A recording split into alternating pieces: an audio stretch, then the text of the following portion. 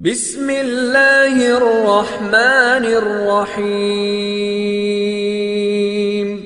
بندہ جب رنج و الم کے عالم میں اپنے رب کو پکارتا ہے اور کہتا ہے یہ سب اس کے اپنے ہی گناہوں کی شامت ہے، پھر سچی اور پکی توبہ کرتا ہے، اللہ اسے اسی وقت رنج و الم سے نجات بخش دیتے ہیں۔ بندہ جب یہ کہتا ہے کہ اس کا نیکی کرنا اور برائی سے بچنا تیری ہی توفیق سے ہے، ورنہ اپنے آپ نہ وہ نیکی کرنے پہ قدرت رکھتا ہے نہ برائی سے بچنے پہ، اللہ خوش ہو جاتا ہے، فرماتا ہے بے شک میرے بندے نے سچ کہا، بے شک میرا بندہ میرا اطاعت گزار ہوا اور اس نے اپنے تمام معاملات میرے حوالے کیے، پھر اللہ اس بندے کے گناہوں کو ایسے جھاڑ دیتے ہیں جیسے کہ لاٹھی مارنے سے درخت کے سوکھے ہوئے پتے جھڑ جاتے ہیں۔ بندہ جب یہ کہتا ہے اللہ میرا رب ہے اور میں کسی کو بھی اس کا شریک نہیں ٹھہراتا، اسی وقت اس پہ